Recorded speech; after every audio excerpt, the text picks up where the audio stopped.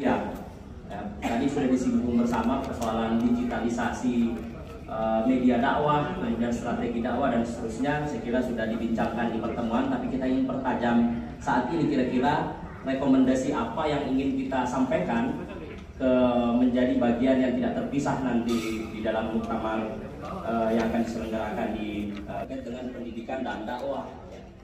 Apakah pendidikan dan dakwah yang sudah dijalankan oleh perguruan kita saat ini sudah cukup relevan untuk menjawab persoalan atau menjawab tantangan? Nama Pak para narasumber yang saya hormati dan juga tentu moderator yang luar biasa ini, yang pada hari ini belajar menjadi moderator karena sebelumnya selamanya menjadi narasumber. Turun pangkat tuh.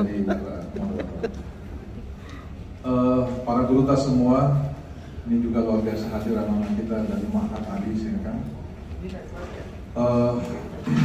Tentu kita sangat menghargai kegiatan ini karena ini menjadi ajang silaturahim kita, dan mudah-mudahan ini bisa memberi manfaat dalam rangka perbaikan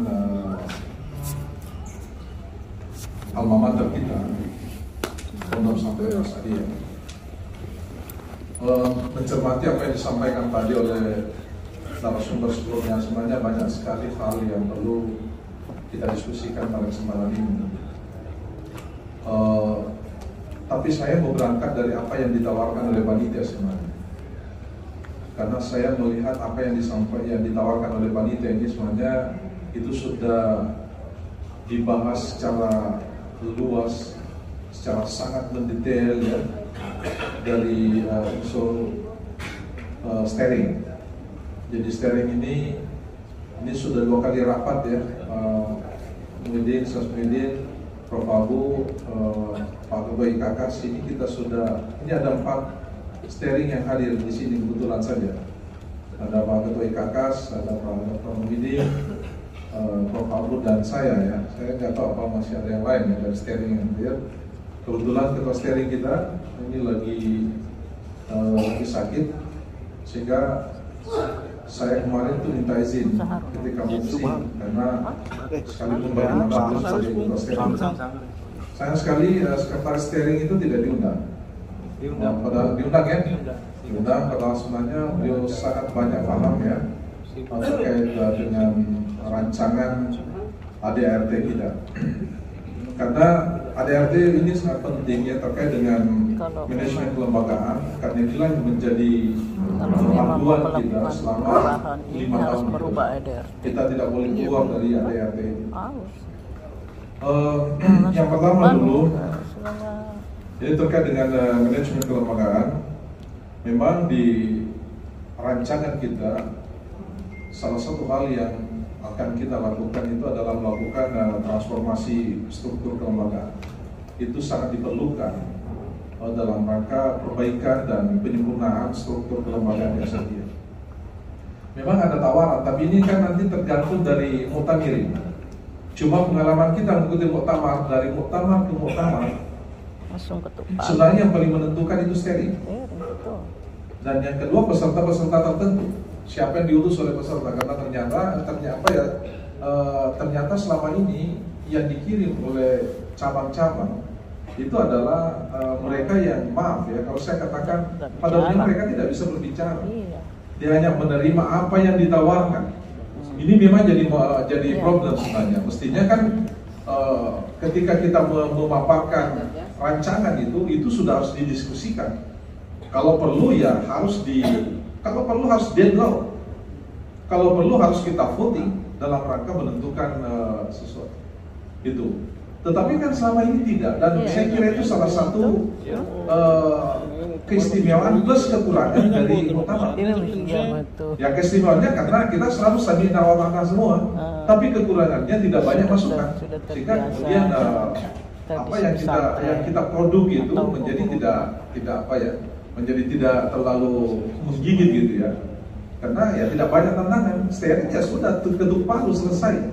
Karena tidak banyak masukan. Nah tentu ke depan ini mungkin ya salah satu mungkin yang harus dipikirkan dari OC itu Organizing itu adalah bagaimana mendatangkan peserta sebanyak mungkin dari seluruh cabang. Karena selama ini kalau tadi menyebut angka 535 cabang, yang sebelumnya itu menurut saya tidak pernah sampai setengah yang peserta yang hadir. Alasannya klasik, degaga biaya senang.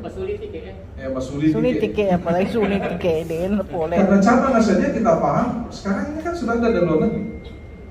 Ada dari luar negeri, dan yang terjauh saya kira ada dari Kalimantan Utara, ada dari Irian Jaya, Papua, dari Sumatera juga begitu banyak. Cuman memang ini satu hal yang tadi Prof. Darius sudah itu mengatakan bagaimana sebelum mendirikan cabang itu melakukan seleksi ketat.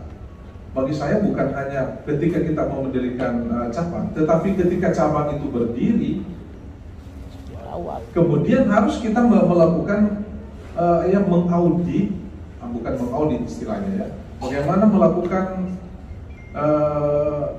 terhadap semua cabang. Jangan hanya dibiarkan terdaftar cabang ini, tapi kemudian kita tidak tahu apakah mereka masih hidup atau tidak, apakah mereka masih ada atau tidak. Ini kan hampir tidak pernah ada itu, hampir tidak ada. Sekalipun ya perlu juga kita bersyukur bahwa PB yang ada hari ini itu sudah sangat luar biasa mengunjungi. Makanya karena ini terbatas kita punya personel di pengurus pusat, mungkin ke depan itu salah satu yang harus kita lakukan, Pak, siapapun nanti yang terpilih menjadi pengurus pusat ya, ketua umum itu apapun nanti istilahnya, harus kita mengembangkan, harus kita senantiasa melakukan kunjungan terhadap cabang, tapi bukan kunjungan fisik. Harus ada rapat-rapat via Zoom online, itu harus dilakukan secara secara dalam kurun waktu tertentu. Jangan disebut sebagai rapat ketika kita datang. Sekarang ini kan tidak ada lagi jarak ya. Kita mau rapat kapan di mana saja. Ya, insya Allah penulis buku ini kita tentukan hari Selasa kita rapat. Saya tahu ada yang di Jakarta, masih ada di Jakarta, ada di jalan, itu kan jalannya itu bisa jalan semua. Ya ke depan itu rapat saya kira bisa dilakukan. Bayangkan Pak moderator ya, kalau 535 kan ada Zoom sampai 1000-10.000, itu bisa dilibatkan semua. Mungkin yang perlu kita lihat nanti apakah semua cabang itu sudah siap dengan teknologi. Ini yang jadi masalah. Nah itulah yang harus kita lihat dari semua itu yang itu antara lain ya. Karena kalau tidak ya cabang seperti yang selalu mereka katakan selama ini, bagaimana caranya kita mau anugerah dia, nah dia akan juga tidak pernah mereka datang. Itu kan keluhan selama ini. Bagaimana kita mau datang dengan jumlah cabang yang begitu banyak, sementara PP itu juga punya tugas se-upgrade didesainkan. Mereka mau datang ke masing-masing cabang, itu tidak mungkin. Hal yang sepertinya hampir mustahil itu dilakukan untuk mengunjungi semua cabang. Jadi ke depan itu harus dilakukan, siapapun ya menjadi pimpinan ke depan. Yang kedua, memang transformasi struktur kelembagaan itu memang mutlak harus dilakukan sesuai dengan perkembangan zaman. Karena ya ada pengalaman beberapa periode sebelumnya ini, kan kalau kita ingat yang saya dapat itu Guru Ta Yunus hampir memang tidak pernah tinggalkan tempat. Kalau toh dia tinggalkan tempat, pasti dia kembali memberi pengajian. Karena gitu ya kita dimati ya. Guru Ta Yunus, kujukin ceramah, maulid umpamanya, sungguh itu pasti kita pengaji. Dan selalu tempatnya di depan. Tidak pernah ada yang berani tempati tempatnya. Nah hari ini ya, bukan hari ini ya, termasuk hari-hari sebelumnya, kan guru-guru itu kasihan karena mungkin sudah sembuh, lebih banyak tinggalnya di Makassar. Itu yang perlu kita pikirkan, karena biasanya satu tradisi yang saya kira luar biasa baik itu, yang menyebabkan Asadi itu bisa bertahan, karena tidak satu pun dari kita, dari Asadi itu yang berambisi untuk menjadi ketua. Kan itu kesyukuran ya, maaf berbeda dengan pesantren yang lain ya. Apalagi organisasi, kalau kita biasanya itu kan tidak. Ya niga, ini nabuka, ini nah, kan begitu. Makanya kasarnya tuh kalau ada yang terlalu mau jangan dipilih. Kan memang kenapa juga begitu kan? Ini nabuka. Kita ini yang muda-muda juga merasa sangat tidak bukan tidak berkompeten ya, sepertinya sangat tidak berhak tanda petik ketika masih ada gurita itu pun sebagai simbol. Nah, makanya karena ini harus ada simbolisasi dalam pesantren, itu harus kita rubah itu. Bentuknya seperti apa? Mungkin ada namanya Dewan Masyayikh, ya kan? Ada kalau di NU itu ada syuria yang memiliki hak veto ya. Itu orang-orang seperti ini harus didudukan pada tempatnya. Itu merupakan rancangan nanti. Tetapi ya seperti yang saya katakan itu terserah kepada muktamirin, karena yang menentukan itu adalah para peserta muktamar. Itu antara lain. Ya saya sangat setuju sebenarnya kalau di Asadiyah memang sudah harus mengembangkan kelembagaan modern. Saya dengan Prof. Abu itu selalu mengatakan upapa ketutup betul sedih, takcik itu apa kebanyakan. Bagaimana nggak sih bisa hidup di guru-guru kita? Terutama di perguruan tinggi, kan guru Yunus. Bagaimana orang bisa bertahan di situ jadi ketua prodi kalau hanya digaji dengan 500.000 per bulan? Ya korbawan zaman, ya caturun masuk, dilarang juga mengerjakan yang lain. Bagaimana mungkin itu? Dia punya anak, dia mau sekolahkan, dia mau beli rumah. Bagaimana bisa jadi itu? Nah, itu bisa kita memberikan mereka penghargaan yang lebih ketika mereka itu diberikan diberikan penghargaan ya. Saya kira harus sesuai dengan kinerja mereka.